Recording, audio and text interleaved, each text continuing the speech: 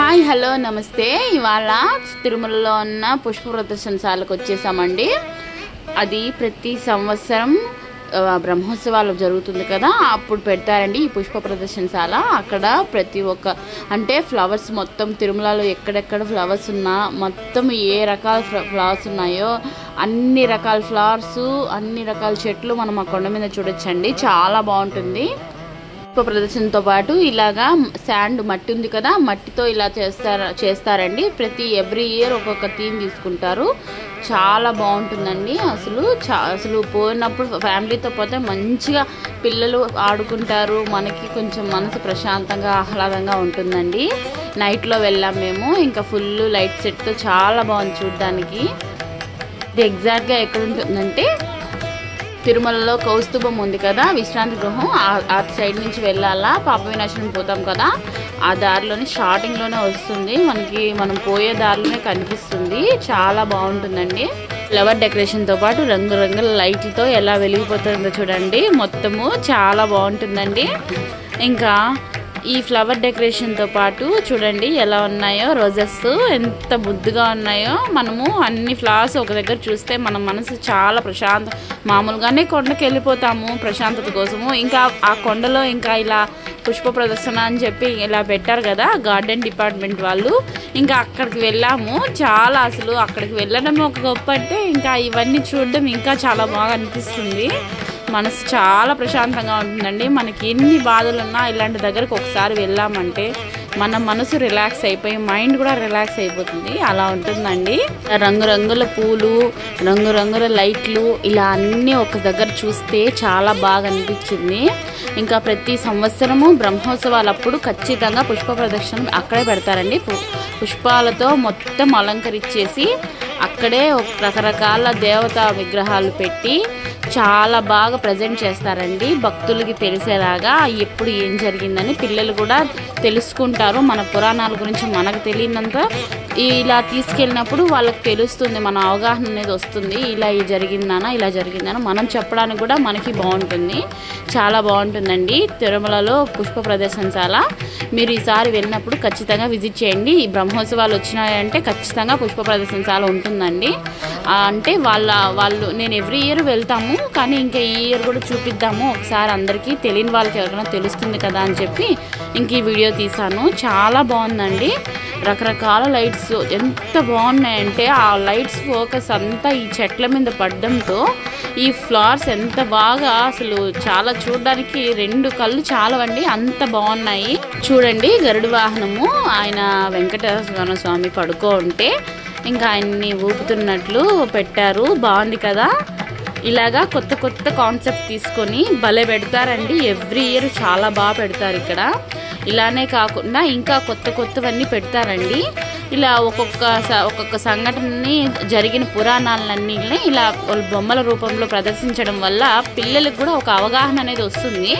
ఇలా జరిగిందా మమ్మీ, ఇలా ఏం జరిగింది అని అడుగుతూ ఉంటారు కదా. మా బాబు అయితే నన్ను అలానే అడిగాడు. అలాగే ఇంకా పిల్లలు కూడా తెలుసుకుంటారు కదా. కొత్త కాన్సెప్ట్గా ఉంటుంది. పైగా పిల్లలకి ఒక అవగాహన అనేది ఉంటుంది. ఇంకా అన్నీ చూసాము. అలాగ చూసుకుంటూ అలా ముందుకు వచ్చాము. చూడండి చిన్ని కృష్ణుడు ఎంత బాగున్నాడు. చిన్ని కృష్ణుడు యశోదమ్మ ఇద్దరు ఆ లోపల కూర్చోన్నట్లున్నారు. చాలా బాగుంది కదా. ఇంకా చిన్ని కృష్ణుడిని కూడా చూసేసి అలా ముందుకెళ్తే శ్రీకృష్ణ తులాభార ఘట్టం చూపించారండి. చాలా బాగుంది కదా. ఒరిజినల్ లాగే ఉన్నారండి. ఎంత బాగున్నారు చూడండి. ఇంకా అది చూసుకొని అలా వస్తే ఘటోద్గజుని ఘట్టం చూపించారండి. చూడండి ఎలా ఉన్నదో. మొత్తం స్వీట్సే అనుకున్నారు, కానీ స్వీట్స్ కాదండి, జస్ట్ బొమ్మలు అవంతే. ఇంకా అవి చూసుకొని రకరకాలుగా ఎలా పెట్టారో చూడండి డిజైన్స్. వాల్మీకి మహర్షి ఘట్టం పెట్టారు చూడండి ఎంత బాగుందో. రియల్గా ఉన్నట్లు ఉన్నాయి కదా. ఎంత బాగున్నాడు చూడండి. కృష్ణుడు పడవలో పడుకున్నట్టు ఎంత ముద్దుగా ఉన్నాడో చూడండి. కృష్ణుడి బొమ్మ రకంగా కూడా ఎంత బాగున్నాడంటే ఇంకా ఆయన మనం చెప్పాల్సిన అవసరం లేదు, అంత బాగున్నాయండి ఇక్కడ. ఇంకా పూలతోని వెంకటేశ్వర స్వామిని, పద్మావతి అమ్మవారిని డిజైన్ చేశారు. ఇంకా చూడండి ఇలా రాక్షసుడు చూడండి ఎంత పెద్దదిగా పెట్టారో, చాలా భయంకరంగా ఉంది కదా. చాలా బాగున్నాయండి. ఇలా కొత్త కొత్త కాన్సెప్ట్స్ అండి. దాని చుట్టూ ఫ్లవర్స్తో రంగురంగుల ఎలా పెట్టారు చూడండి, ఎంత బాగున్నాయండి. అసలు చెప్పడానికి వర్ణనాతీతం అండి. తిరుమలలో ఒక్కొక్క వింత చూడొచ్చు కదా. బ్రహ్మోత్సవాలప్పుడు ఇలాంటివన్నీ చూడొచ్చండి. ఈసారి మీరు కూడా ఫ్యామిలీతో ఖచ్చితంగా ప్లాన్ చేసుకోండి బ్రహ్మోత్సవాలప్పుడు తిరుమలకి. చాలా బాగున్నాయండి. అసలు ఇది చూసిన తర్వాత లైట్స్ చూసుకొని ఇట్లా వాహనాలు చూసుకొని అలా పోవడానికి చాలా బాగుంటుందండి. బ్రహ్మోత్సవాల టైంలో ఏదో ఒక వాహనం అప్పుడు వెళ్ళండి ఖచ్చితంగా. అంటే జనం ఉంటారని కొంతమంది ఇగ్నోర్ చేస్తారు కదా, అలా కాకుండా ఫ్యామిలీతో ఒకసారి వెళ్ళండి, విజిట్ చేయండి, చాలా బాగుంటుంది.